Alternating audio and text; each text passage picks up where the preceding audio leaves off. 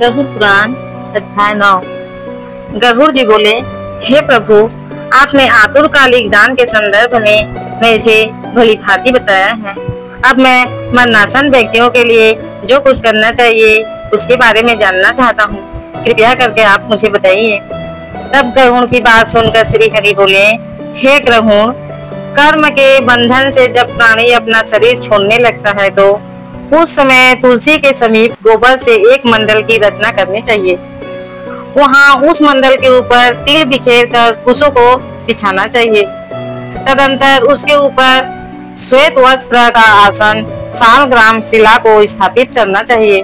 जहाँ पाप दोष और भय को हरण करने वाली सालग्राम शिला विद्यमान होती है, उसके सन्निधान में मरने से प्राणी की मुक्ति होती है। जहाँ जगत के ताप का हरण करने वाली तुलसी वृक्ष की छाया होती है, वहाँ मरने से सदैव मुक्ति होती है, जो मुक्ति दानादि कर्मों से दुर्लभ होती है। जिसके घर में तुलसी के वृक्ष के लिए स्थान बना हुआ होता है, वह घर तीर्थ स्वरूप होता है। वहाँ यम के दूत प्रवेश नहीं करते। तुलसी की मंजरी से युक्त होकर जो प्राणी अपने प्राणों का परित्याग करता है, वह सैकड़ों पापों से युक्त होकर भी यमराज उसे कुछ नहीं करते। तुलसी के दल को मुख में रखकर तिल और कुश के आसन पर मरने वाला व्यक्ति पुत्रहीन क्यों न हो, निसंदेह वह विष्णु लोक हो जाता है। 3 प्रकार के काले, सफेद और भूरे के तिल, कुश और तुलसी, ये सब म्रियमाण प्राणी को दुर्गति से बचा लेते हैं। यतः मेरे पसीने से तिल पैदा हुए हैं, अतः वो पवित्र हैं। असुर, दानव और दैत्य तिल को देखकर भाग जाते हैं।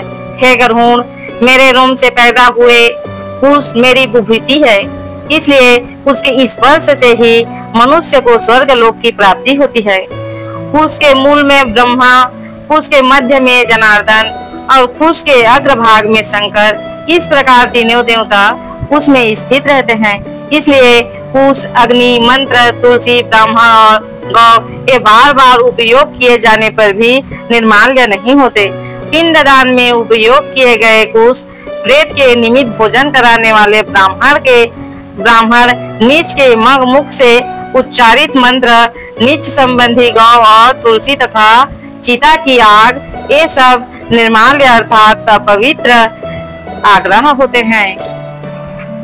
गोबर से लिपी हुई और कुश बिछाकर संस्कार की हुई पृथ्वी पर मरणासन व्यक्ति को स्थापित करना चाहिए। अंतरिक्ष का परिहार करना चाहिए, अर्थात चौकी आदि पर नहीं रखना चाहिए।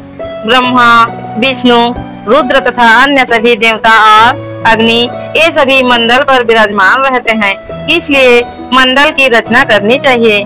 जो भूमि लेपरहित होती है, अर्थात मल मूत्र आदि से रहित होती है, वह सर्वत्र पवित्र होती है। किंतु जो भूमि कभी लिपा जा चुका है या मल मूत्र आदि से दूषित है, वहाँ पुनः लिपने पर उसकी शुद्धि हो जाती है। बिना लिपी हुई भूमि पर और चारपाई आदि पर या आकाश में भूमि की सतह से ऊपर राक्षस, पिशाच, भूत, प्रेत और यमदूत प्रविष्ट हो जाते हैं। इसलिए भूमि पर मंडल बनाए बिना अग्निहोत्र, श्राद्ध, ब्राह्मण भोजन, देव पूजन और आतुर व्यक्ति का स्थापन नहीं करना चाहिए। इसलिए लिपी हुई भूमि पर आतुर व्यक्तियों को लिटाकर उसके मुख में स्वर्ण और रत्न का प्रक्षेप करके सालग्राम स्वरूपी भगवान विष्णु का पादोदक देना चाहिए।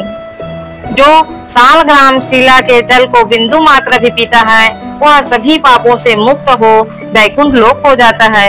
इसलिए व्यक्ति को गंगा जल देना चाहिए। गंगा जल का पान सभी तीर्थों में किए जाने वाले स्नान दानादि के पुण्य रूपी फल को प्रदान करने वाले हैं। जो शरीर को शुद्ध करने वाले चंद्रायण व्रत को 1000 बार करता है और जो एक बार गंगा जल का पान करता है, वे दोनों समान फल वाले होते हैं। हे गरुड़, अग्नि के संबंध से जैसे भूमि की राशि नष्ट हो जाती है, उसी प्रकार गंगा जल से पातक भस्मसात हो जाते हैं। जो सूर्य की किरणों से संतप्त गंगा के जल का पान करता है, वह सभी योनियों से छूटकर हरि के धाम को प्राप्त करता है। जो व्यक्ति प्राणों के कंठगत होने पर गंगा गंगा ऐसा कहता है, वह विष्णु लोक को प्राप्त होता है और पुनः भूलोक में जन्म नहीं लेता। अतः गंगा का ध्यान, गंगा को नमन, गंगा का स्मरण करना चाहिए और गंगा जल का पान करना चाहिए। इसके बाद मोक्ष प्रदान करने वाली श्रीमद् भागवत की कथाओं का श्रवण करना चाहिए। जो व्यक्ति अंत समय में श्रीमद् भागवत के एक श्लोक, आधे श्लोक अथवा एक पाठ का भी पाठ करता है, वह ब्रह्म लोक को प्राप्त होकर पुनः संसार में कभी नहीं आता। हे ग्रहों, प्राण त्याग के समय मनुष्य को अनशन व्रत, जल और अन्न का त्याग करना चाहिए और यदि वह विरक्त दुर्जन्मा हो तो उसे आतुर संन्यास लेना चाहिए।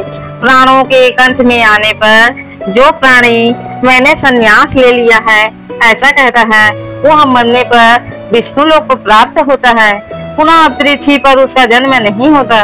इस प्रकार हे ग्रहों, जिस धार्मिक पुरुष के आतुरकालिक पूर्वोक्त कार्य संपादित किए जाते हैं, उसके प्राण ऊपर के छिद्रों से सुखपूर्वक निकलते हैं। मुख, दोनों नेत्र, दोनों नासिकारंध्र तथा दोनों कान के साथ ऊपर के द्वार छिद्र हैं। इनमें से किसी द्वार से सुकृति पुण्य आत्मा के प्राण निकलते हैं और योनियों के प्राण तालु रंध्र से निकलते हैं। अपमान से मिले हुए प्राण जब पृथक हो जाते हैं तब प्राण वायु सूक्ष्म होकर शरीर से निकलता है। प्राण वायु रूपी ईश्वर के निकल जाने पर काल से आहत शरीर निराधार वृक्ष की भांति गिर पड़ता है।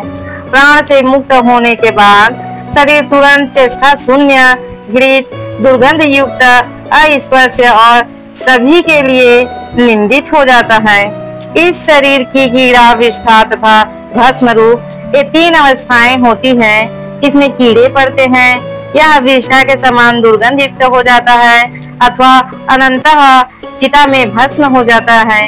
इसलिए क्षण मात्र में नष्ट हो जाने वाले इस देह के लिए मनुष्यों के द्वारा गर्व क्यों किया जाता है? पंचभूतों से निर्मित इस शरीर का पृथ्वी तत्व पृथ्वी से लीन हो जाता है, जल तत्व जल में, तेज तत्व तेज में और वायु तत्व वायु में लीन हो जाता है। इसी प्रकार आकाश तत्व भी आकाश में लीन हो जाता है और सभी प्राणियों के देह में स्थित रहने वाला सर्वव्यापी शिव स्वरूप नित्य मुक्त और जगत साक्षी आत्मा अजर अमर है।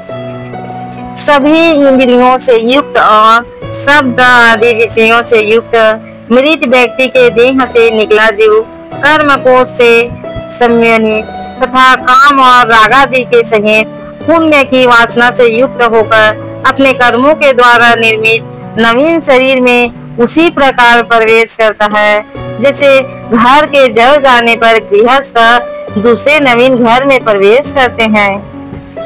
तब किंकिली जाल की मालाओं से युक्त विमान लेकर सुंदर चामरों से सुशोभित देवदूत आते हैं। धर्म के तत्व को जानने वाले बुद्धिमान धार्मिक जनों के प्रिय हुए देवदूत कृत्य कृत्य इस जीव को विमान से स्वर्ग ले जाते हैं। सुंदर दिव्य देह धारण करके, निर्मल वस्त्र और माल्य धारण करके, स्वर्ण और रत्न आदि के आभरणों से युक्त होकर वह महानुभाव जीव दान के प्रभाव से देवताओं से पूजित होकर स्वर्ग को प्राप्त करता है।